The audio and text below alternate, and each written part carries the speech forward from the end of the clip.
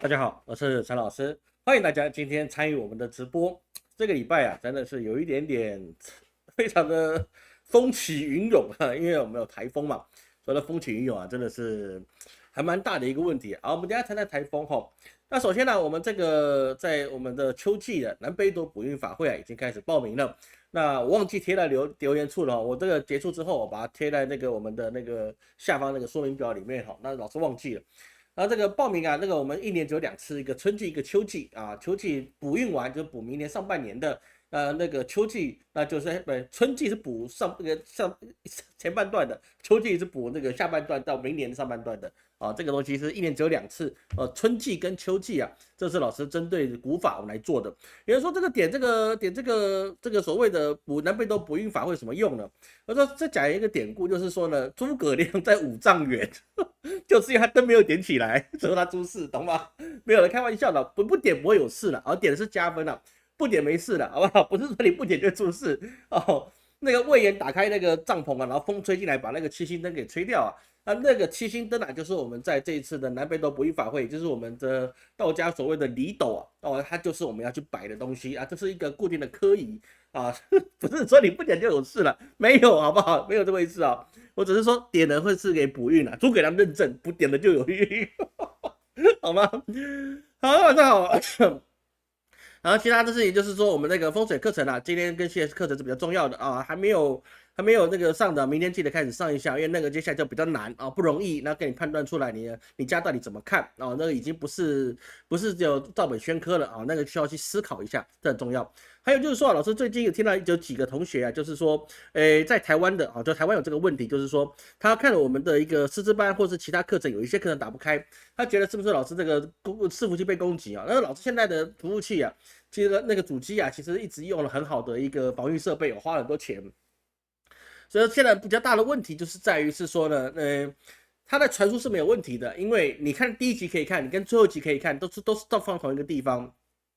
那有些同学不能看了，那可能就是因为可能呢，我猜测了，就是说，有一些的传输过程之中啊，它是海外来的哦，海外来的东西啊，那它可能有一些，比如说像那个是个什么卫士啊，或是防毒，他觉得你境外来的东西啊，哦，那个台湾以外的东西来的啊，都是有问题的，他就可能就拦截了。那为什么你之前可以看？那之前可以看就是他还没拦截到，那现在你不可以看就是他拦截到，所以你换成手机去看了，基本上就没什么问题了。因为这个大概是说所谓的某华电信哦，它这个东西会有一个安全网啊，它的安全网就是太严格的状况之下，就是你不是公开频道，比如说 YouTube 以外的境外的媒体，它都不给你看。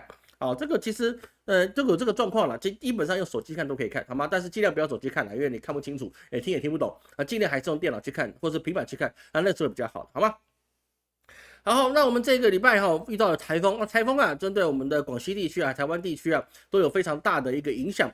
那很不幸的哦，这只能说很不幸啊，我们台湾呐，这个有花莲乡那边呢，就出现了啊比较大的这个，有的说这个节目上不能讲溃堤2个字，叫做溢流，不然的话，如果我讲溃堤的话，我可能会抓去处理一下。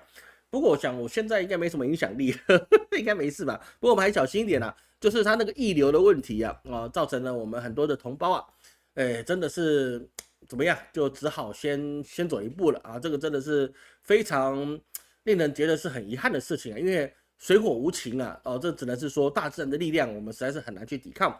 但是我们从这个地方要看到一件事情是什么呢？这个其实啊，我们必须要去关注哦，因为很多时候啊，比如说老师的留言里面会跟各位讲，你要小心别人的不小心啊，这个事情是一个很重要的。我们再怎么小心，但是我们没有办法防御别人的不小心嘛，对不对？所以像这次的画家杀啊，我们看到它的最大影响啊，其实不是在台湾，它最大影响其实在中国的广东地区。那么按照这一次的这个影响层面来说啊，在中国大陆哦，它的在广东地区啊，它三广兄弟啊。三广兄弟他们本身那一圈呢、是受到很大的影响的，但是截至于9月26号为止啊，我只是说我这个时间点我要讲清楚哈，在目前我得到在9月26号之前的结果啊，它是没有任何人死亡的报告啊，受伤可能有吧，我相信因为被风吹跌倒之类的，外卖小哥等等之类的可能是会有。那它最大的损失啊，还是在财产跟经济的损失，比如说广东、广西跟海南等地啊，它受到的是直接来的影响。那个风之大到真的胡说八道。因为那个老师的贵客跟老师讲，就是说，现在他的家人在那个地方，现在几乎是难以去说明的一个状况。为什么呢？因为他那个地方的贵客是没有办法上网给我们看到的哈。那个时候已经是整个都中断的状态，但是他们基本上是没有什么问题的。那第二个影响地方在香港，香港的话有没有伤亡呢？有101个人受伤，这是截至在当时的9月24日为止的话。但是香港是101个人受伤，后面可能还有增加，因为老师的资料看到我就把它记下来，这是我没有去特别去看。那澳门有没有呢？澳门也有人受伤，1个人受伤。那在这个状况之下，就是可以知道是说这个画袈裟的力量是非常非常的强大的。所以这个真的是一个非常重大的一个风灾事件。那现在他们在海南那个地方啊，又形成了新的台风，所以说啊，这台风一直往南边去吹啊，其实造成一个什么问题呢？首先各位去知道啊，这个地球它是南北两边啊，它是有它各自管理的气候。那我们之前在去年的流年预测说，它会有水灾的问题、水泛的问题。那现在看起来似乎是有，但是最大问题是什么呢？因为南边地区啊，基本上它这个纬度上的问题啊，所以它应该比较炎热。那土地呢，你吸收的这个热量也会比较多。当你这土地的热量啊，你已经被这个水啊、雨啊、风啊把它降温之后啊，那老师会比较担心啊，这个年底它那个温度啊会降得比较低一点啊。当然我们也知道那个秋分的时候啊，它的时间点如果是在朝立秋冷收收嘛，所以我们这次是朝立秋，白天的时候交接立秋，所以说就冷收收的状况是比较有的。但是老师这边先跟各位讲啊，今年要防寒，要特别注意防寒事情，那可能会有一些比较极端的低温产生啊，这各位一定要去注意的。不要想是说啊，那个冬天谁没经历过啊，经历的状况是不一样的。举个例子来讲，老师以前呢自己是在高中的时候，我也是去那个参加阅兵的表演人员，好不好？但是那天的阅兵就很冷啊，你知道吗？那个10月中的时候，那个冷到真的是只有10几度啊，冷到比皮刷，真的是非常冷。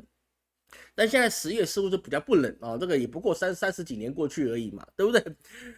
所以说，在这个状况之下，各位记得今年的那个寒潮啊，我担心是比较多的尤其是你家有老人家、有病人的你要注意，这个越冷的时候，你血管收缩的越多，那这个年关能不能撑得过啊？自己就要准备好就最好保暖一定要做好，不要想说风一吹凉凉的没事对心血管疾病的朋友来讲啊，那立刻收缩，立刻见上帝，眼一闭，突然看到上帝，看到祖先在你面前了，对，奶奶你好，对不对？这追在你面前了，是不是？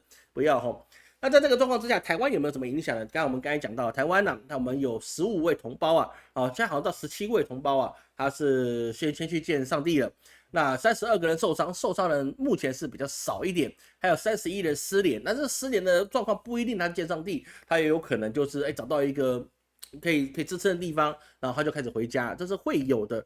而这次的掩晒湖啊，这溢流事件啊，造成比较大的灾难，而且它整个纯水啊，基本上是整个溢流到只剩下10%、5%、10%左右，15%左右的水还留在那个掩晒湖里面。那其他75%、85%、75%到85%之间的水啊，都已经溢流出来了。但至于溢流出来，应该是满出来，它为什么还是只剩下15%的水在里面呢？这个不重要，各位。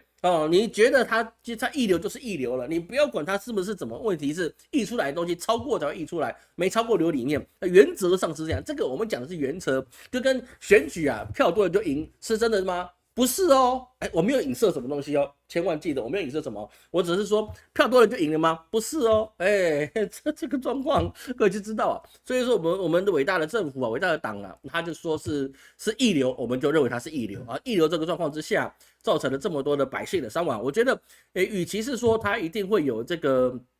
一定是中央的错啊！其实老实说，公正一点的话吧，好不好？我们讲一个最实在的话：如果你有这个风险，台风也真的要来的时候，那么当地的政府其实你是要负担责任的，不是只是推给中央就好了。当地政府你有没有在预警百姓，甚至把他们赶快迁离开来？这个其实是当地政府可以做的事情，花莲网你就应该做的事情。当然，你说就是那个怎么某一个部会首长，他们是说一年之内不会去处理，但是他的错没有问题，但是。当下的你是父母官，遇到这个问题，你把他早点迁走，不就也没事了吗？你损失的只有经济，对，你不会有其他的。所以说很多事情啊，其实就在政治的一念之间百姓啊，就是怎么样呢？跟刍狗一样就是天地万物嘛，对不对？这个以圣人以百姓为刍狗，所以说基本上你真的是要去了解不是什么事情都是只有单方面的，很多两方面的东西去看其实就可以知道地方没有做好，那中央也没做好，然后受苦的是谁？百姓咯，不都是这样吗？溢流出来了，百姓就要出事啦。对不对？那就是这样的，那个你拿他没有办法的一个事情，好吗？所以我们只希望接下来的时间我们的整体的环境会越来越趋于恶劣，是这样子是没有错的。各位，赤马红羊这些东西很多事情它是一个流程性的问题，但是不是只有人祸，天灾的平衡度它现在也受到影响。所以说，接下来的大环境日子会越趋的难过。为什么？因为我们和平的时间已经几十年了，我们现在和平几十年了，接下来遇到的当然就是乱世大家非常的幸运，我们都恭逢乱世的来临，对不对？现在00后基本上你都要遇到乱世，你一定是基本上你很难去避过战争的状况，除非什么事情呢？除非你可能在马来西亚那新加坡在东协十国那边那。有一些国家是没什么问题，比如说印尼没什么问题，顶多还有暴动，对不对？但是马来西亚、新加坡那基本上是没有什么太大的问题。那这个 OK， 或是你处于在中国地区的一个中南部或者是中西部的地方，那个也比较没问题，因为那个地方你要有问题也很难，对不对？包在大陆那个内陆里面，你要有事情很难。但其他地方基本上它是比较容易出事情的，好吗？地越大，那个事情也会越多这个各位去理解这件事情，好吗？所以说这个台风这个事情只能说大家其他国家没有事，我们国家出事了，我们台湾出事了。既然我们台湾如果出事了，那一定跟政府是有关系的，无论是地方政府或者是中央政府都是有关系，不是只有谁有关系，而是这两边做的都很糟。这是老师的看法你可以不认同，那无所谓，好吧？我们就这样看。好，那个看我们准备下一题报名截止何时截止呢？到多少？反正就是法会前3天吧你看看简章嘛法会前3天我们就截止，因为准备事情比较多，大家都有七星灯嘛，那七星灯我得去准备吧。这是钱你知道吗？点起来要烧的，那点现在蜡烛那火在烧，没有人烧的是钱，好吗？那不要说没多少，还蛮多的因为那个油也要特殊的。好，那我们继续下去在这个状况之下，我们要看另外一个事情是比较重要的，就在联合国这次纳坦雅胡他去联合国去演讲。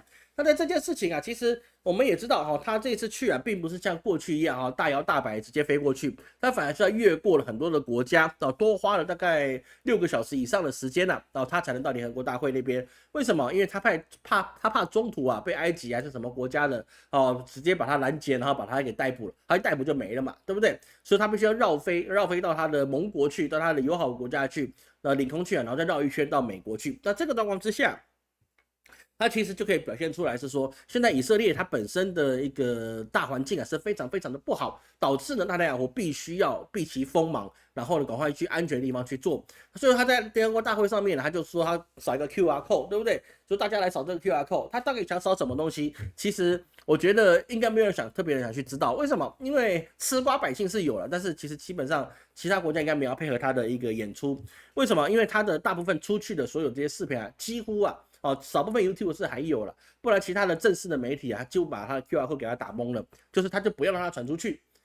这跟这个战争一开始的状况是差很多的。各位你要记得我们一开始在看那个以色列发起这个报复之战的时候我们全世界所有的媒体基本上你是不能够去跟他唱反调的。你那个时候所有的媒体其实都是受钳制的，就你只要跟以色列有关系的，跟这些民族有关系的，他不是把你降流，不然就把你封频道。这个其实是大家都知道的事情还有那个之前有个美国艺人，他直接把你整个封杀掉那个状况跟我们去知道，但是现在几乎是没有了。为什么？因为我们就发现整个形势是逆转的，他已经没有办法让其他人去参与他这个活动。那为什么没有办法参与这个活动呢？其实各位去理解一件事情世界大战或者是任何的一个战争你可以一鼓作气，但是第二句话一定是我们老祖宗所讲的再而竭，第三个一定是三而衰。没有人可以一直一鼓作气下去的，没有。就算是那个以前战国时代的铁浮屠也是一样，你是没有办法一直一鼓作气下去的。你的民心士气、人口土地，你根本就没办法支撑到你打仗打这么久。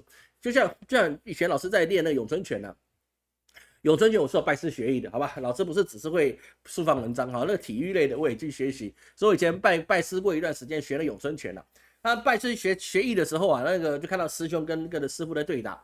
师傅跟对打，他们直接在武馆里面练习嘛。这个练习打多久呢？没有很久，我告诉你，就是60秒，对不对？就像各位看到那个拳赛60秒打下来，基本上学着那什么师兄学长他们基本上都是虚脱的。我说1分钟你会那么累吗？1分钟这么累，对不对？因为人你爆发出去之后，你很难再继续下去。所以1分钟差不多了，该 KO 就 KO， 打得赢就打得赢，打不赢就是打不赢，这个是一个很现实的状况。所以在这个状况之下，以色列他打的战争是打太久了，那他一直想要得到所有他想要的任何一切，他去拿得 One Piece， 是不是？他去这个伟大的征程，他想把所有东西都拿回来，但可能吗？不可能。是完全不可能的一个事情，所以打到后面，他只是把自己的胜算都打完，所以后面越打他越去弱势。那之前我们是有做这个预测，那目前为止我们可以看到说，他的确越打越弱势。而这次的纳坦雅胡他在联合国他讲的东西是，他强硬的拒绝巴勒斯坦建国。这我记得联合国大会里面是155比5嘛，145还155比5，对不对？意思就是全世界几乎90%的国家都赞成巴勒斯坦建国。那之前为什么没有建国呢？当然也是因为这些民族他的一个势力非常强大，他们没办法是说完完全全的靠自己的能力可以把它做出来，他只能让他不建国，哪一天他就可能反过来把巴勒斯坦这个土地全部把它吃掉这个东西是历史的一个遗毒这个没有办法，就几千年上，这不是只有现代的问题，是几千年来他们所认定的，就是说，这个土地就是我的，我的是我的，那为什么要给你呢？对不对？那其实那中国也可以拿出来，普天之下莫非王土，那他妈全都是中国的，对不对？那也不行这样讲，是不是？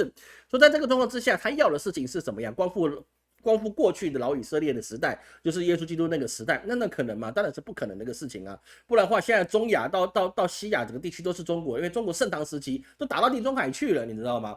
你怎么跟他玩你玩不了的事情对不对？中国以前盛唐时期那个之大，什么现在3大斯坦国，他妈都是唐朝的土地好吗？李白都是斯坦国的人，对不对？斯坦国那边的人，西一个什么中亚人李白不是汉人那中亚人对不对？所以不能拿历史来去讲故事那个是不对的一个事情那不然美国干脆属于英国就算了，是不是？那个是没有办法的一个状况。所以在这个事情上面就变得是说，他希望他展现他自己的强硬，他只要不认错，他就没有错。我就觉得奇怪，你又不是怎么讲呢？又不是谈恋爱，对不对？谈恋爱你可以耍任性，我只要没说我没错，那我就是没错，万般有错，错在对方就可以了。但是纳坦雅胡，我觉得这个方法真的是很不理想你一直坚持自己没错，然后你也不去做一些政治的手腕，你也不去懂得去修整，你就一直想要把大家全部吃掉，这有办法吗？这很难。而这个东西纳坦雅胡我觉得他也是坑了特朗普一把。为什么呢？因为他感谢那个美国总统特朗普，对不对？大胆的果断行动体现大家盟友的关系，意思就是我小弟，我儿子这么厉害，我儿子能拉8块腹肌，对不对？那个非常强壮的，是不是？你想弄我不行，我儿子不同意是不是？我儿子说不行，你就不行，对不对？父凭子贵，那不是很正常的一个事情吗？想想也有道理因为我们之前说央格鲁3兄弟嘛，中亲会，对不对？那犹太人是他爸。这开玩笑的，那不是真的了，开玩笑的，我们只是节目效果，好吧？那节目效果而已，好吗？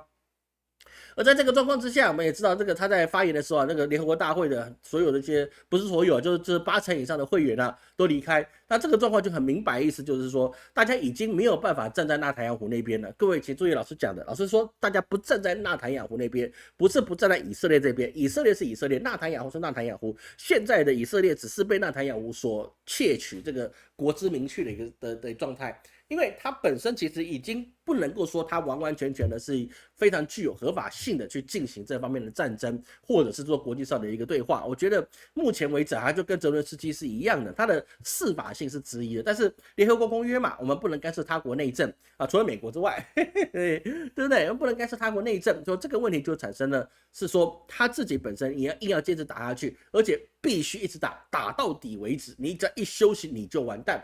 那搞得像什么呢？我说真的吧，这个有点像那个汉朝那汉武帝那个巫蛊之祸一样，我管你是谁，只要我觉得你有问题，你脑袋就得掉地上。就他们自己国内也是有问题，被打了，他们自己被攻击，他也是得要继续的往前冲。所以有些时候真的是没有办法，让这个纳坦雅胡必须去拉着美国，你必须要一直往前冲，你不跟我冲在一起，那你就是有问题，那是不是就会变得是很糟糕的事情，对不对？好，所以说我们看到这个以色列这个问题之后它未来会有什么影响呢？就是会激起了更多的国家去掣肘以色列，他不会明着跟你干，他就是从后面物资晚一点给贸易出现一些小手段或是一些税率的问题等等一切的事情，可能会开始给以色列一些小绊子，让你打也打不顺，做也做不行。最重大的原因是什么呢？其实以色列它最大的败局就是因为它攻击了卡达，中国叫做卡达尔。为什么呢？他这个举动愚蠢到跟日本去炸珍珠岛其实没什么两样，你知道吗？这么愚蠢的行为，你干嘛去做呢？你打卡达干什么呢？是不是？你打卡达的话，你等于是打到非交战国。你以为你是美国吗？你可以随便到人家国家里面去炸人家吗？不行，你知道吗？有些时候你去错判了自己的实力的时候，你就觉得美国可以到别人家里面去暗杀、去炸人家的国家，那我当然也可以啊，我他爸为什么我不可以？你爸太上皇是太上皇，皇帝是皇帝，那个不可同日而语。所以你去炸了卡达，那么就激起了其他阿拉伯人就觉得是说，你儿子我就算了，你这个老头子你想干嘛呢？对不对？你真的是在我们的整个生活环境里面，也是属于一个小地方啊。虽然你再怎么强，你也没有油啊，对不对？你怎么跟我弄呢？所以在这个状况之下，就变得是说，其他的穆斯林国家就开始动起来了，也包括埃及，还有巴基斯坦，还有其他的国家开始是集结起来，要去跟以色列干一场。那这个状况讯号就很明显，说纳坦雅胡他才要这么样的紧张的去联合国去开会，然后顺便跟大家讲，美国是我儿子，说我儿子说可以就可以，赶快把川普拉进来。所以在这个状况之下，你会造成是说以色列会越来越孤立，而且他还说了，你们谁的手机里面没有以色列相关的产品？这个东西就把全世界许多担心地缘政治人吓坏了。为什么？因为他之前做让 BB 扣爆炸的事情，那么现在你手机里面都有以色列的东西，那是不是我的手机会爆炸？对不对？老师的不会，因为老师用的是小米，我们家没有人用苹果。哎呦，糟糕，完蛋了！我用 iPad， 我操！我 iPad 小心一点，离我远一点，点，滑一滑，玩游戏，玩完之后我就把它丢掉好了，不然它会爆炸。我跟金老师用的是 iPad， 小朋友用的是小米平板，结果发现他们的平板还比我还好，不会卡，我的卡死。所以在这个状况之下，我们就知道是说，现在的问题就在于你整个以色列，他需要让美国进到一个跟他们同阶段的状况之下。那么你特朗普会这么样的顺利的去跟他去合作吗？我觉得是有一些值得各位去理解的事情，是什么呢？那接下来我们到第二个阶段，我们去谈第二个事情是什么？美国现在开始进行了大召回，各位看过《海贼王》都知道。这个世界政府啊，他们要去处决那个火拳艾斯的时候啊，就进行了一个顶上战争。就把所有的七武海招回来，对不对？那漫画了，有看过，没看过是没看过。要把七武海招回来，然后呢，所有战力全部收缩，对不对？在哪个地方我忘了，是吧？反正就是那个地方嘛。所以说现在美国他就怎么样呢？他召集了全世界800名以上，各位你要去知道哦，800名以上的这个准将以及上将级别的，好，就是将军啦。你只要跟将军在上边的准将、少将、中将、上将，对不对？都是一样。我不管你是在干嘛，哪怕你在喝中将汤也是一样。你都还是得要去到美国里面去集合去开会。说他们去哪里呢？要前往弗吉尼亚州的那个海军陆战队基地里面进行了一个会议。所以说啊，这个是一个很大的一个事情。各位你不要小看这件事情，因为这个事情老师去做过一个比较深刻的历史去追查。其实，在美国近100年以来啊，是没有这个状况所产生的。各位你要去知道一件事情，美国这100年以来是没有做到这种顶上战争的规模，把这么多的将军从全世界各地每一个基地的这些只要是将官级的，都把你召回去，而且是800人。这个是基本上是难以见到的。比如说你在1944年那个状况跟在那个国际局势混乱的时候，他也只召回史迪威将军。那1972年你也只召回那个拉维尔空军上将，这个已经是到上将等级了，就等于是说你要干一件大事，对不对？那后面还有就是说冷战期间呢，你会让这些军官开始调动，然后开会，然后在每个地方部署战略。但是这一次基本上最起码的至少是30年以内。为什么30年以内呢？因为之前的台海危机的时候，他们还是有去召回比较多的将官，因为他们要来那个台海这边巡航嘛。但是现在就没有了，现在没有，就直接在全世界召回800名将官。这个很多人就说啊，他这个应该是什么呢？要做内部的整肃或者是一个战略的转向，或者是你中层考核，甚至是什么呢？甚至是特朗普他要把这些将官给裁员，然后换上他自己的人马。这个事情我们就要去理解一下很多事情我们就等着去思考它的可能性我只是讲新闻的没意思，我们要讲它的可能性。什么样的可能性呢？各位首先要去知道一件事情是，特朗普本身他并没有太多的这些军系的幕僚，那是没有的。你说那些国防部改为战争部，但是他自己派的国防部长是没有这么大的，几乎没有什么战争的背景你就是没有战争背景，那你当国防部长。所以说，你今天如果你是要裁员换到自己人去安插进去，让你的战争比较好打，那这个是有争议的，因为将军不能够平派，将军就是将军，你必须要有军队中的履历，你才能够去当将军。不是说你今天跟总统很好，然后你去当将军不行，因为你不知道整个军中的体系，你不是只有行政的，你变成所有事情你都必须一手包去打，那个基本上是非常非常困难的啊。所以说你说要裁员，然后换自己的人进去，这很难。第二个就是说，你说他忠诚考核，那就怀疑美军有内鬼嘛？如果你怀疑美军有内鬼，那你也不能够把800名的将军全部招回去。你把800名将军招回去，那么你世界的治安你还要不要去搞？对不对？你各个基地里面到底有没有一个为首人，都是这个职务替代人？说这个800名的将官啊，不是将才将官啊，你都把他招回去啊，其实对整个世界它是有一个风雨欲来的一个状态。你去裁他其实是没有意义的，因为你裁他，那军队里面就没有人去接手了。那这个是有问题的。第二个重要事情就是我们在年初时候看到，我们有预测一件事情，就是当特朗普上任之后，马斯克在他身边去做这个所谓的效率部啊。当时老师跟各位讲，这叫做百日维新，以4年的百日维新啊，果然不到100天，60天还是搞完了，对不对？百日维新必定失败，因为你裁到不该裁的人，你就完全没有这些情报来源，你也不会有知道怎么去运作。当时我们就说他一定会失败的。因为中国历史上已经告诉你了，你只要做这种变法，做这种没脑袋的变法，你必然会完蛋。你存好心做坏事，那也是完蛋。因为很多事情本来就是不能够见光的。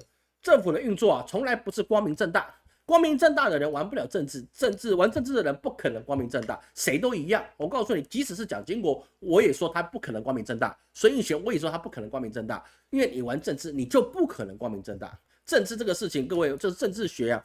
不是我们的伦理学，政治很简单一件事，就是什么？就是要去统一国家，让国家变得更好。既然你以国家为基础的时候，你看的就不是百姓好不好，对不对？你不是看个人好不好，你要看的是你整体发展好不好。所以说，为什么说现在民主制度是一个很大的弊病？原因在于是说，你每一个人4年5年上去，那他只能看到4年跟5年的事情啊。他为什么要做长期呢？长期对我没有好处啊，对不对？我只要让现在百姓开心。快快乐乐过3、4年不就好了吗？对不对？我叫你这个4年为上任，然后呢，我2年之后我开始选举。虽然说4年，但是我2年之后要开始选举啊。那我为什么要去认真做事呢？我继续的做眼前的样板文章，我继续做眼前这个广场舞，我们大家跳得开心，玩得开心，不就好了吗？搞什么呢？是不是不行？所以他就没有办法去做长远的规划。好，这个就是说你民主选出来的以民为主的最后的结果，基本上都是这样。所以说，我们看到为什么在非洲的部落它永远很难发展，原因是它就是以部落为主嘛，我就没有要发展，我就大家活了就可以，大家活得开心，不要饿肚子就好了，对不对？你有多少牛多少羊就可以了，这是人类最基本的样貌。我觉得这个是人类本来就应该是这种文明的，就是每天就是为了放羊放牛，然后狩猎啊，这是人类的基本样貌。但是它为什么发展不起来？因为你要去拿吃的，你一定吃得到，是不是？那个活面包树啊，那什么你一定吃得到，然后你就这样活下去。基本上是可以的，所以它就不能够发展，因为你没看到长期你要去做什么事情，所以我也不用学习，对不对？我们只要会抓羊、会杀羊就可以，我不用学习，是不是？所以说，边疆民族的文化为什么很久远，但是很难发展出深刻的文化？就是他们今天到过了之后，明天不见得活下来，像北方的一些匈奴什么之类的，或是蒙古人，我今天过了，我明天不知道能不能活下来。那今年过了，我羊搞不好都死完了，因为冬天一风一吹，你羊群几千头，你可能剩下几百头。这都是有可能的一个事情，但是特朗普现在要做的事情就不一样，是什么呢？他把他招回来，但是他同样的，他下一道命令就是说，在10月中以前吧，之前被解雇的雇员你都得回来上班。他做回这件事情，所以我们当时也在说，他最后还是得叫接回来，但是你能不能叫回来又是一回事，因为你那些这些高级的人才，他会不会找到新的出路？会不会被你的敌国吸收？会不会被别人吸收掉，变成别人的棋子？你再拿回来的时候，他是不是已经脏掉了？你也不知道。对不对？所以说他现在下令就是把之前裁掉的把他招回来。那你裁的时候给他一笔钱了，因为裁员嘛，你要给他 N+1嘛，对不对？不是整中国、美国也是一样 N+1。然后你把他裁了，给他一大笔钱了，然后你把他招回来，哇，爽歪了，真的爽歪了。我拿到遣散费，然后我又可以继续上班，对不对？然后我又有退休金。哇，那这个马斯克看了真的是要喷血了，因为有什么？因为你这样不是省钱了，你现在做的事情是完完全全的加倍奉还，对不对？加倍奉还，你直接给他一大笔钱，然后去爽几个月，然后你再回来上班，放了年假啊，半年假，放了半年假，然后现在又来继续上班，然后以后你要退休，你什么都保证你。这个状况就变成你治国，你没有理念的时候，你就只能像这个特朗普一样，做过去清朝皇帝做过的错。越急你越办坏事，那没有办法的事情。而现在这个状况之下，他既然已经把公务员招回来了，他为什么会大裁员军队呢？播了电那么久，我们就可以知道，你既然要把所有被裁掉的人，至少70%、80%的招回来，回白宫上班，回政府上班，回联邦机构上班，对不对？那么你既然都把他招回来了，你将军为什么会裁呢？这不合理，是不是？各位了解老师意思吗？这就不合理了，这是史上最大的召集令。那么你要把它招回来状况之下，就已经不可能说你要去把它给处理掉啊。这个我们就发现，他这个就有老师个人的猜测啊，就是明年是一个评判之年，所以我会认为这件事情啊，可能会发生了一个比较大的一个战争事件。第一个就是说，你把美军全部撤回去了啊，你没有将军你怎么指挥，对不对？就说很白，你不能网络指挥啊，战将你是必须要在现场去指挥作战的，你不能是说用哪一个 line 哪一个 WeChat， 然后哪一个什么东西，然后开始用 Telegram， 然后我们开始做远端遥控，那不行啊，你一定得要现场去指挥，因为随机应变这很重要。你不是什么东西都可以用无人机、无人设备去做的啊，就算中国也不行，你必须要有将军在现场去指导，那个是很重要的一个事情。那你这样的状况之下，你把它召回去了，那是不是有些地区要让它混乱？对，有些地区开始混乱，或是他认为某些地方要进行了大量的军事事变啊，无论是台海之战啊，或者是以色列要进行憋个大招，或是哪一些穆斯林国家要针对那个以色列进行什么状况，或是俄罗斯要设大型核弹等等状况之下，各位你要去知道，这个风险是非常高的。我认为，我跟这些名嘴的认为，这些先进贤达老师的认为，我觉得是相反的。我觉得你招回去肯定不是只有忠诚度考察，也不会只有是说你要去裁员。我觉得美国在这个评判之年之前啊，现在其实过2天就10月了嘛，对不对？在10月的时候啊，其实基本上我觉得变化就会很大，因为很多事情你必须在10月的时候，你可能就会有一些迹象出来，甚至有些地方又开始动手了。那这800名的将军，他必须到现场，代表他有机密的做任务要去做执行。那这个事情就绝对不是以所有的一个状况产生。所以现在很多的一些国际的观察家认为是说，这样你指挥链会出现真空，那各战区的整个的指挥体系会出现空白，对不对？那比如说你驻韩的美军啊，这些上将离开之后，那么朝鲜就试射了短程的弹道导弹。对不对？俄罗斯也在克里米亚进行了反潜演习，这个事情就变成就是说，你压在上面的这个矛头一旦大石头一旦离开，后面就更加蠢蠢欲动，蠢蠢欲动之后必然要探出头来，好，这一定是会这个样子的。而在这个状况之下，其他国家也造成了一些揣测。为什么？因为你把将军离开了，那你指挥的系统产生了空窗期，那你的盟友，比如说北约国家或亚太盟友，比如日本跟韩国，对这个就觉得说，那你把人都调走，你说你要保护我，你保护个毛？对，钱收了你就得保护嘛，你不能钱收了然后不干事儿，对不对？那不行的事情。所以这个状况之下，俄罗斯啊，或是在北韩啊，或是其他的国家，就会变成是说你现在离开了，那就是给我们机会。有些事情先机或者是你这个战机一旦失去，那你就拿不回来了。然后有些地方它一旦得到，它也不会再还给你了。其实各位你要去注意哈，这个事情并不是一件小事。好，这件事情绝对是在我们的近代史里面，它会成为一个头等要的大事啊，这个是很重要的状况，不要去小看它，好不好？这个是一个很跟各位去提醒的一个事情，好吗？我看各位有什么问题哈？怪我一直讲也奇怪，跑哪去了？这。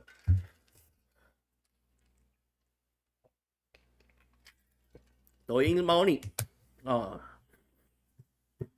不懂哈。Apple 产品不会爆炸，经过定位的讯息我不知道我爆炸，我觉得是不会吧？我觉得啦，这个爆到特朗普手上不是糟糕了吗？是不是？大陆核动力核动力的航母我觉得会出来蛮快的事情，不是蛮容易蛮快的一个事情了，好不好？这个是蛮快的一个事情，我觉得整个中国它军备已经完整到了，我觉得。我的预测，我大概不会落空了。我说真的了，我个人就这么认为了，好不好？我在这边我还是强调，我陈某人啊，一个术士，好不好？德鲁伊都一样。那你从2019年到2029年这10年之间，台海必将统一。这个我觉得我没什么问题。就是2024年的前5年跟后5年这个基点的论调，我相信我这个预测是会达成的。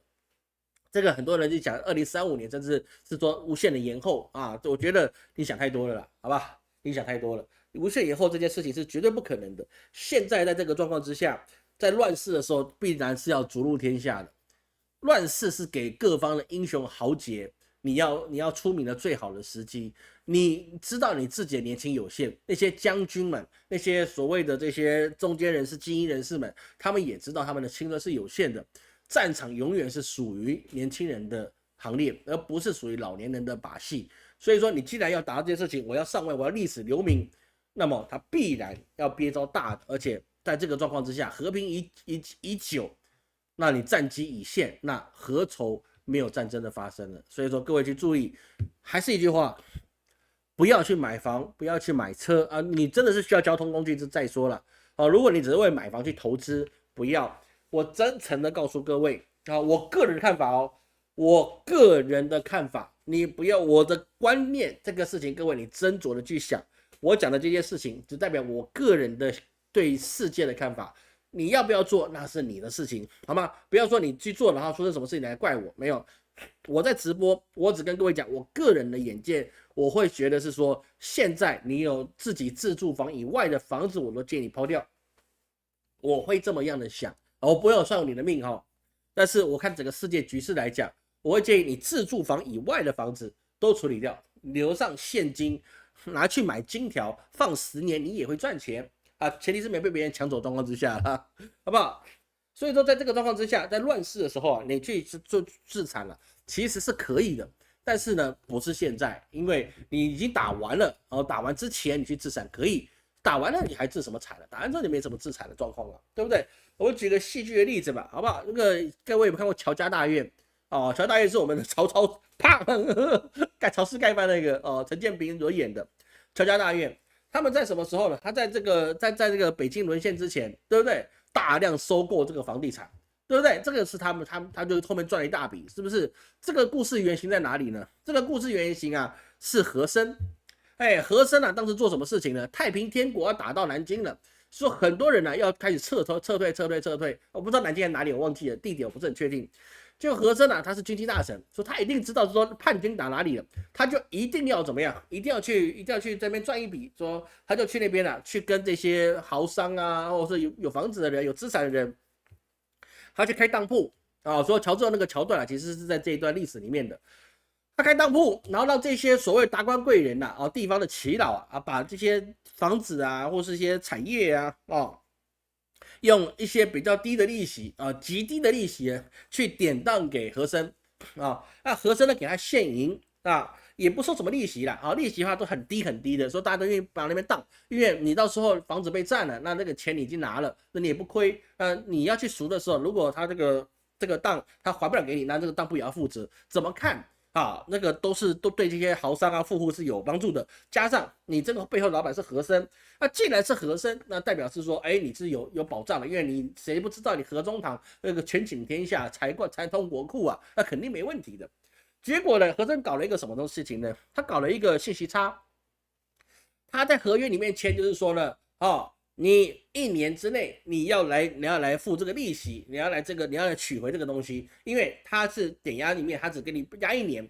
如果1年以内你没有来去缴这个本金跟利息，那么你的产业就归我所有了。这个是历史故事啊。就说你1年之内没缴本金跟利息呢，那你这个东西就是我的了，合理嘛？因为你是当铺啊，抵押品啊，是不是？你像房贷，你1年不缴那个本金利息可以吗？那当然不行啊，3个月就没法拍了，还给你本金，还可以拖1年啊，那不行嘛。所以是说，他就开始说要去把这个钱拿回来之后呢，他等1年，叛军大概他也知道什么时候被打退。那你这个状况之下，那些豪绅富户他们已经跑到不知道哪里去了。1年之内，很多人80%以上的人都没有把这些资产把它赎回去，所以说和珅他用3折的钱去1折到3折的钱去拿了这些资产，然后呢打完仗之后呢，他再把它3倍、5倍、10倍的卖出去，他就赚到一个不得了。所以说那个状况是可以的，你有这个信息差你可以去做，但是如果没有，那你现在就不要再去买入。因为你买入怎么买都是高峰，就像老师2019年跟大家讲，你不要买房子，在中国的朋友，你不要去买房子，你买了一定会出事，那你不要去买。没人说老师你不懂中国，就是买房子是他们的人那个全民运动，我说你不行，你一定会出事。我有一个云南的客户啊，他那个房子啊，这当时要卖他120万人民币，他觉得赚太少了，因为当时他是买钱是80万。我说你不要说你120万了，你110万你能出就现在出。对不对？就过这么多年下去，他们卖了，他就把它卖110几万卖掉了，扣掉税费之后，大概剩110啊，他们就自己分，他们的家人很不谅解，是说哎为什么要听这个台湾来算命的？结果到现在值多少钱？40万。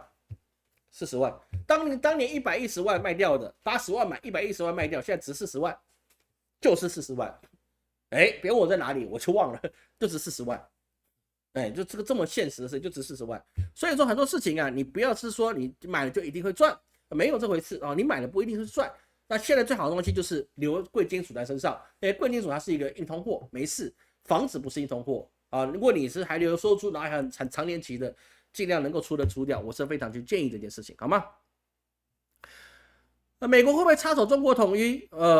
不会啊，完全不会，他们已经没有钱打仗。所以说，现在这个状况之下，你去打一个没有回收的仗，那是没有用的啊，这个是可以确定的。台湾统一啊，对美国一定是伤害，因为你亚太地区就基本上就还给了中国，你在亚太地区基本上就没有影响力了。难道你台湾统一了之后，那接下来你的菲律宾、南海的重要性就不高了？我说实在是这个样子。各位去知道一件事情啊，南海跟台海啊，一定有一个，只要其中一个被中国收回去了，那么剩下一个就没有价值。各位懂老师意思吗？南海跟台海之间，只要有一个被收回去了，另外一个就没价值了，因为你整个战略的拼图就剩那么小一块，你反而变成被包围的状态。你原来想要怎么样犄角之势，那个台海之间，台湾跟菲律宾变成犄角之势，但是如果你少了一个，那你就变成四面楚歌。有些时候战略就是这么有趣的事情，好不好？这一定是要去理解的，好吗？所以在这个状况之下，我们要继续讲第二个事情，就是说，我们刚看到了，大家看到就是说，那个张军被召回去了，那后面还有什么样的里面的变化呢？现在的问题就在于是说，美国的经济啊，它其实也产生了一些质变。我们之前讲的非农就业指数，啊，就是说呢，你不要你非农就业指数的呢，就是大家尽量的是说把人去就业率，还有就是说你从事的其他的工作，啊，不是只有领固定薪水的，啊，进入到服务业里面，金融服务或是各种服务业里面，那个是比较好的，所以说是非农就业指数，不是农业的就业指数。那现在问题就在于是说，非农就业指数它已经没有什么参考力了，为什么？因为现在的美国的农场破产了，是去年同期的翻倍，也就是说。现在目前来讲啊，美国农民申请的小企业破产数已经升至5年来的最高点。各位去记得为什么5年的最高点？因为新冠疫情到现在已经这么多年了。各位记得，2020年的1月多开始爆发了这个新冠疫情，慢慢去延烧。那时候特朗普老孙还在任上了，对不对？他还发明了用阳光导入在血液里面这件事情，各位还记得吗？光阴似箭，岁月如梭，那已经5年了。各位兄弟姐妹们，5年过去了。对不对？那美国总统换一圈了，是不是就从拜登又变回特朗普了？那是不是5年了？是5年。所以美国农民申请小企业的破产数提到5年的新高。但是各位去记得一件事情，老师所跟各位讲的是什么？小企业破产数，这跟我们上个礼拜所讲的事情，还是上礼拜所讲的事情，是不是可以对应到？所以老师说，美国的农业破产，大企业它顶得住，所以说并不会是说中国不买这个大豆，美国农业就完全垮台，并不会。并不会，它是怎么样？它是小间的农场会破产，但大的不会。大的在这个时候正好把小的也把它吃下来。所以这个美国的资本局啊，无论是什么行业都是这样，资本局就是这样，它会让你小的破产，然后让大的去吃。那我一间间把你吃回来，那我的这些粮商，我是不是可以更加去垄断这个所谓农业生产呢？对不对？这个就变成是他们的优势在。但是现在收购这些小的一个农场是不是好事呢？其实还不够惨，它应该还要再晚一点的时间再去收购。为什么？因为现在中美贸易之间呢，并没有太好的进展，所以说你现在收回来了，你种出来的东西能不能够再卖出去，又是另外一回事情。各位懂我老师的意思吗？你现在收购进来的这些土地能不能再种东西，是一个很大的一个问题。那在这个事情上面，很多有些朋友就跟我老师讲是说啊，那个美国啊，老师你不懂啊，美国那个地方种不出大豆以外的东西。我说这个东西并不是这样子，大豆能活的地方，很多事情都能够活，有水浇田跟旱浇田哦，这个很多事情不是只有做大豆。美国为什么会种大豆？那是因为有个凯子哥再去跟你买。对不对？不是只有那个土地你种大豆，你跟我讲美国的土地很贫瘠，这个事情我也觉得蛮有趣的。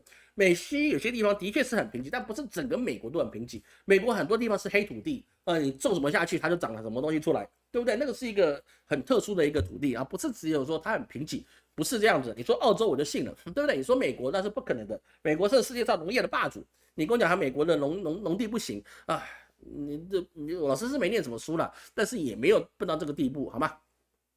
所以在这个状况之下，我们看到了美国的农场债务啊，在2024年已经增至5620亿，那么那个时候已经增长到5620亿了，现在才会更多，因为2025年现在还没有过完，对不对？农场债务你现在没到年底没过完之前，你是不能够统计出来的。在这个状况之下，那我们就发现了，2024年美国的农业贷款利息啊，支出将增加4%以上。那这个利息增加的幅度达到多少钱呢？大概增加到295亿美元以上。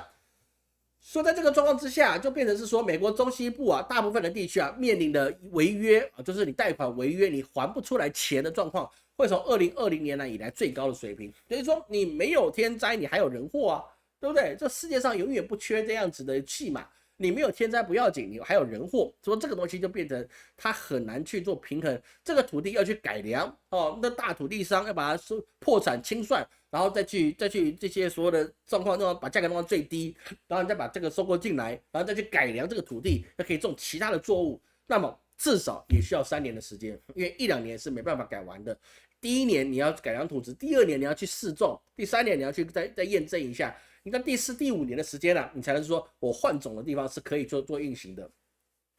农业这个东西呀，这是需要祖祖辈辈去做的事情。所以说，中国的袁和平老先生啊，他用了一辈子的时间去做这个杂交水稻。那种个田而已，每年都可以种田啊，为什么他需要用一辈子？原因就是农业就是这么回事。像老师以前有些学长，他一辈子他做什么事情呢？他就做稻米，他去非洲种稻米，然后这个因为邦交问题被赶回来。然后又跑到台湾做稻米，然后台湾稻米台湾也不重视，他就被对岸去延揽过去，去对岸做延揽去做稻米。这个后来都跑哪去我不知道，后来没联络了。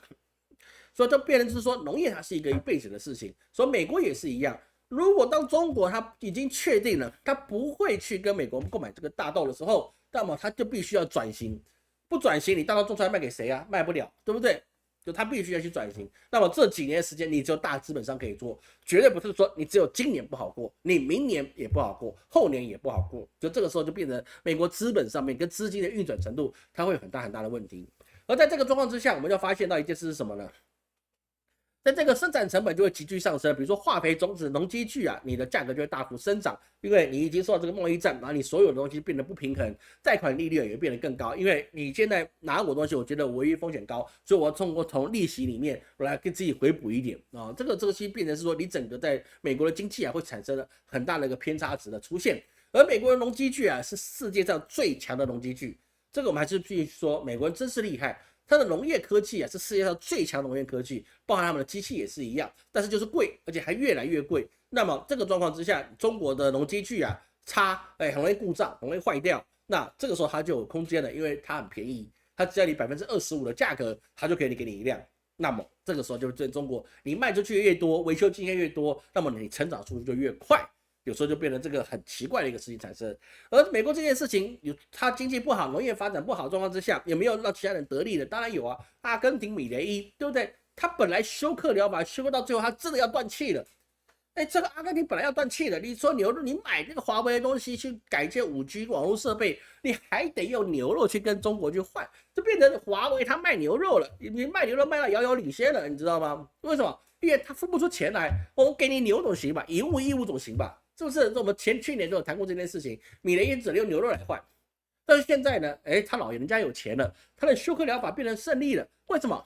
中国给他很多钱呢，对不对？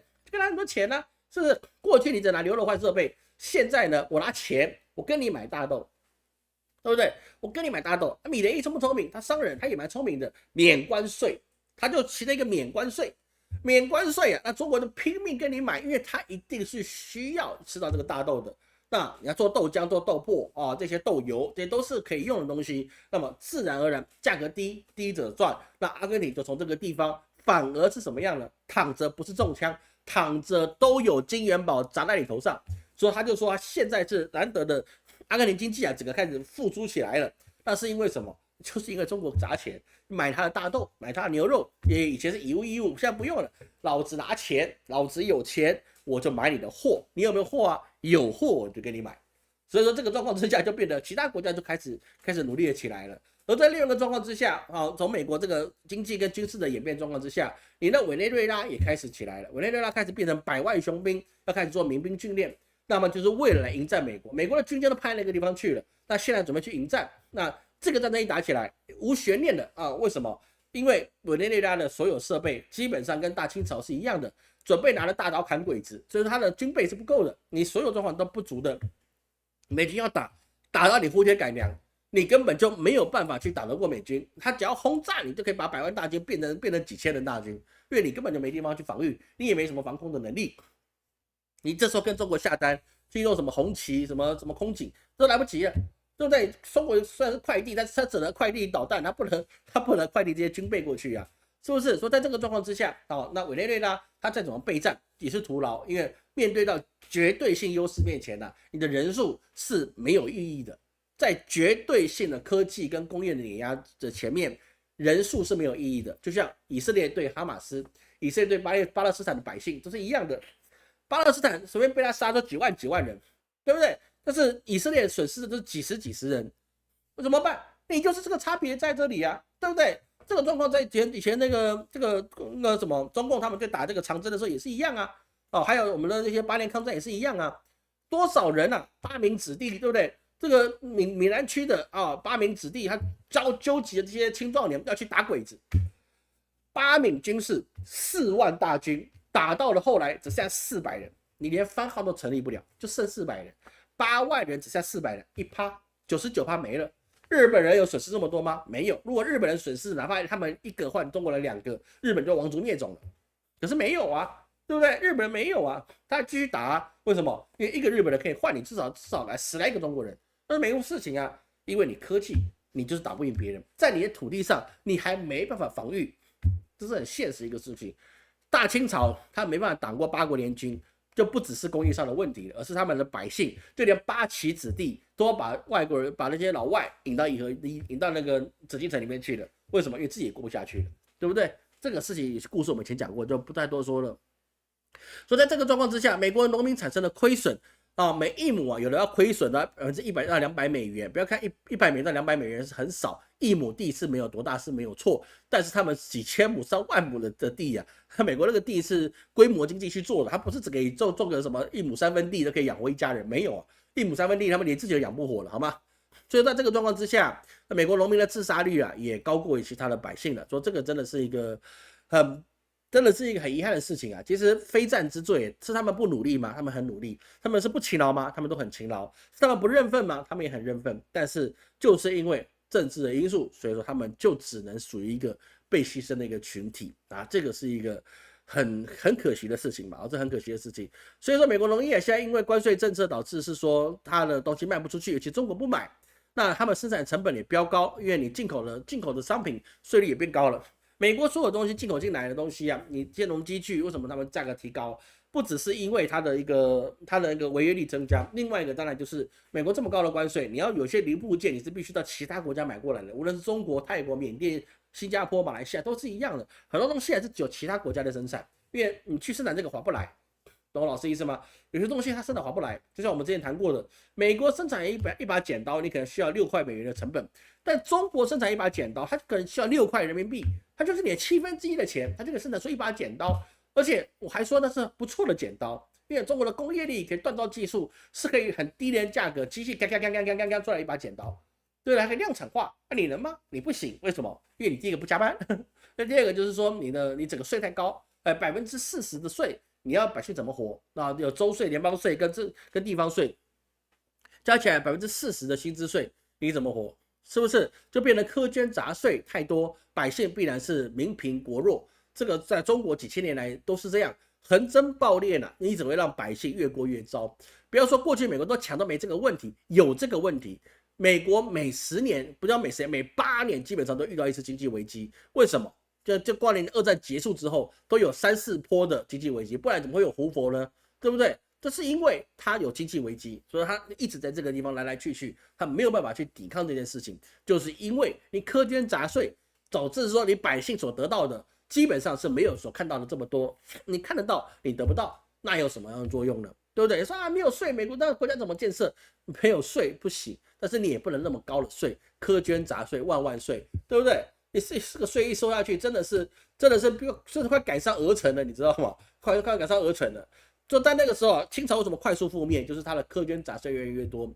元朝为什么会覆灭？就是因为它的苛捐杂税越来越多。而明朝为什么会覆灭？不只是苛捐杂税了，还不只是东厂锦衣卫了。它最主要原因是因为王爷吃了半边天下，所以他也没钱了。这财富的不平均。所以说，你当没有办法实现均富的时候，没有办法实现的是说你有轻徭薄赋的时候，你这个国家一定会往下面的去迈进，这个是我们必然一个状态，好吧？我看看有什么问题，没问题，我们最后把一个主题给讲完。大陆农业已经完全自给自足，这是错的，这是错的哦。大陆农业没有完全自给自足，没有哦。这个你可以去问一下 AI 都可以知道，大陆农业没有自产自足，不可能 ，impossible，不可能，好吗？未来核战发动的起点会不会是以色列要把全世界拖下水？我觉得以色列发射之前大概就被美国打掉了。然后以色列不大敢发射核弹，以色列发展核弹，那么巴基斯坦那边就核弹过去了。我说真的，巴基斯坦跟印度就核弹都过去了。你以为印度只会打巴基斯坦吗？没有，你印度人，你看到以色列打核弹，他第一个打就打以色列。为什么？因为你要把这些力量影响消灭掉，你以色列一定是众矢之的，你不能趁这个时候打别人，你就只能打以色列。以色列发核弹，其他国家只能打以色列。only way， 没有其他状态。但是如果是美国发射核弹，或是中国发射核弹，或者俄罗斯发射核弹，那么全球消消乐。那我说这个是毁灭级，不是小当量的。然后毁灭级核弹，比如沙皇核弹那种，那么就全球消消乐，对不对？为什么？因为你是可控的，以色列这么小，你是可控的，所以我只要把你消灭，全世界就安全了。但是美国这么大，俄罗斯这么大，中国这么大，你一发射下来，你不但只有一个地方发射，你几百个地方就可以发射核弹，因为中国就有几百枚核弹了，是不是？那个俄罗斯有上千枚核弹，你可以换到上百个地方、几百个地方发射核弹，你都拿它没办法。核弹并不需要很大的机具，核弹并不需要的，好吗？就跟一般导弹没有什么两样，它甚至可以载着跑的，它不需要多大的，对不对？所以说你小国家你发射核弹，你就完蛋了，全球盯着你一个打，那个不会有问题。你说以色列会发核弹？他发不出去，小当量的可能敢，但一做以色列就完蛋了，对不对？那下一个美术生就在其他国家诞生，你就会把它处理掉。好，这个各位去理解啊，会有这样的问题。好，来，那我们继续下去，把后面那个讲完了，不然来不及了。所以说我们发现一件事情啊，在这一周的时间呢，那个日本央行在2025年9月19日的时候货币发布会上面呢，它宣布了开始售其交易所里面的基金 ETF， 就是日本的 ETF， 不是他拿国外的 ETF， 是他自己国家日本的 ETF 跟他们的一个所谓的 J-REITs 啊，就是他们的房地产投资信托基金啊，他要把它证券化，全部把它卖掉，那把它出清到空为止。那这个状况之下，就是说啊，你现在在日本经济已经不好了，你现在放水，就是这个放水是什么呢？把你自己去给这些日本企业投资的这 ETF 在日本不一样，它不会到期的，你只要拿多，政府就要拿着，那这些所有的股市资金啊，就会在政府那边，政府就拥有最多的筹码啊。各位懂这个比较不一样的地方？有些地方的 ETF 它是有期限性的，日本没有啊，它给拿进来之后啊，它就变成等同现金的状况去做。所以在这个状况之下，那等于是说他要每年按账面的约3300亿日元啊，按市值的6200亿日元啊，然后开始去做出售这件事情。等于说每一年呢出售，另外一个就是房地产资金、信托资金啊，每年出售50亿日元。那么在这个状况之下，那你已经不好，你要去把所有的这些钱释出去，那是不是你自己要把日本的基金给毁了呢？其实这个只是一个消息，为什么呢？因为按照我们刚才讲那个速度好像很多，对，2510亿日元，它的仓储有这么多，那你每一年去放出去这些钱，22亿美元，那你需要多久的时间呢？2510亿美元的库存，你每一年放出去22亿日元，那22亿美元，那就等于是说你要把你所有的资金放出去，你还需要100年，100年。他宣布要把它全放出去，没有错，我全部放出去，但是可能需要100年的时间。我每一年就放1%，那在这个状况之下就是不一样了，就变成是说，它过去是来大规模购买 ETF 来抗的通缩跟刺激经济它是一种所谓的非常规的货币手段。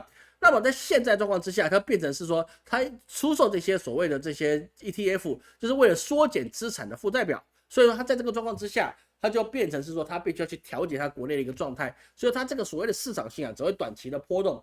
实质上来说啊，即使当时宣布的时候啊，那个日本股市跌得很惨，但是后面其实受到后面的这个反应过来之后啊，它又开始回补，那其实问题是不大的。但是我们要去注意到一件事情，就是说。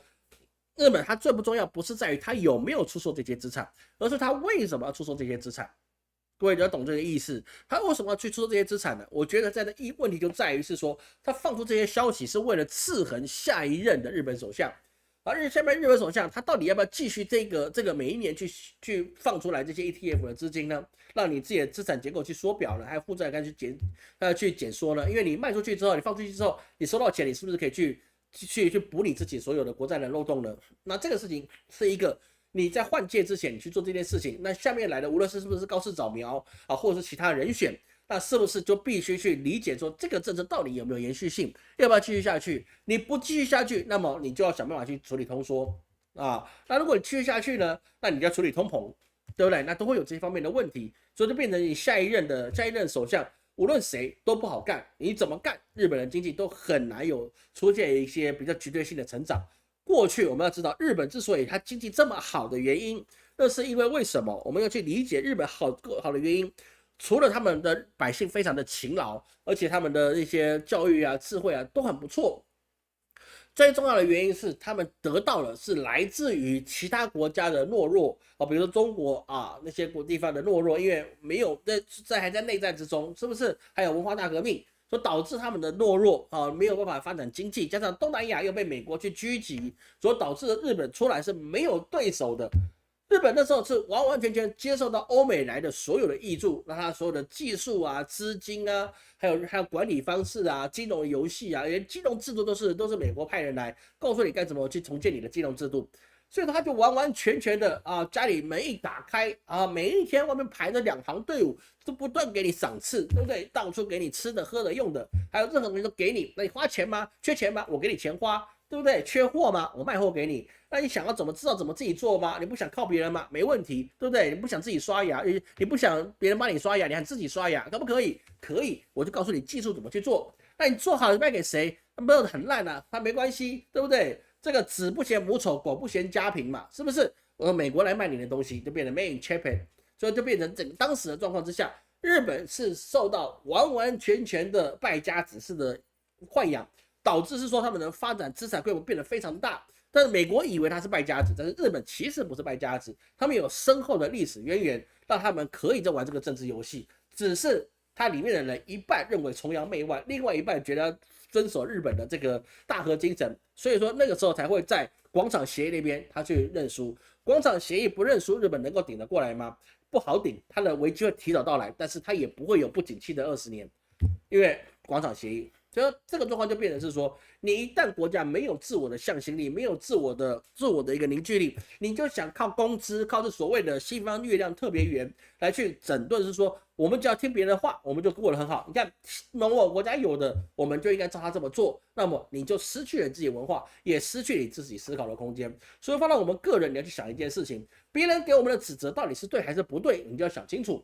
对你看不顺眼，你看我这些事情的，你觉得不好，你觉得需要我改，那我可以接受你的建议，我接受是没有问题的。我们一定要容人的雅量，我接受你的建议，但是我不去实行。为什么？因为我觉得我应该做我可以做的事情，但是你给我的建议我听到了，我不见得要做嘛，我就听到了，那我当做我的一个知识的储备。哪一天我错了，那我认。但是如果我不照我自己的方法做，那我是不是就丧失了我自己的独立思考性呢？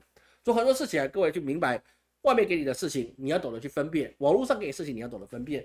我们每个礼拜天，我们一直大家放弃休息时间来听老师啰里吧嗦1个小时。最重要的是，各位你要懂得是说，全世界各地你要懂得去分析所得到的资讯，不是给别人讲什么就什么，对不对？就我跟你讲，你都要去怀疑。那么常常怀疑，常常分析，常常去处理，那么你才能够掌握现在未来趋势发展，你才不能会被所谓的趋势潮流变得让自己的搞错，这是一个很大的状况。所以说，各位去记得，日本这件事情是蛮有意思的。它短期可以支撑日元的汇率，推高国债的收益率，但是后面下一个首相到底会做什么事情，这个很难去说，好吗？其他包含的是哥伦比亚跟美国的外交风波、特朗普的关税，还有就是说韩国对美国投资跟半岛局势啊。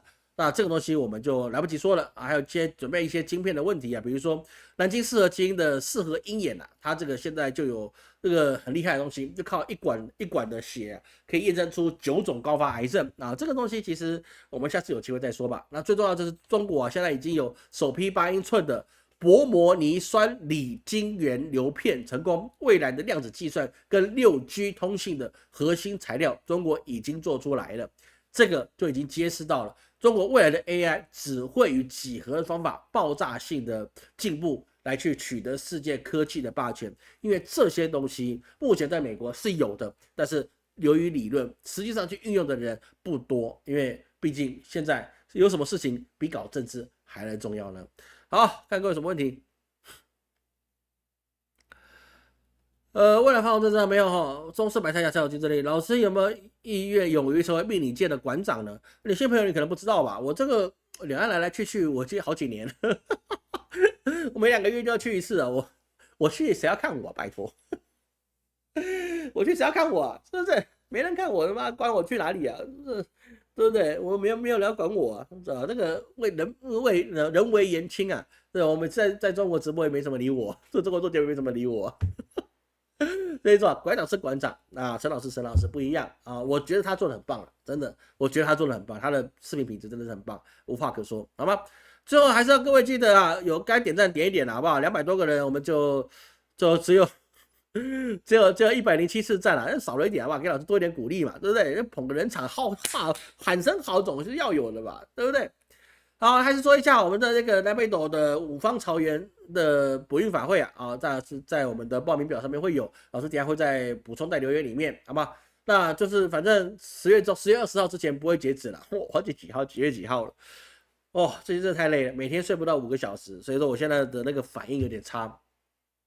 好，那我们今天的直播到这边就结束哈，感谢各位今天的收看，我是陈老师，我们下周见。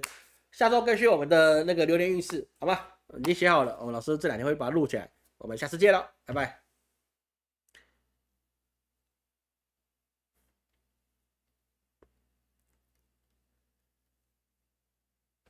再见。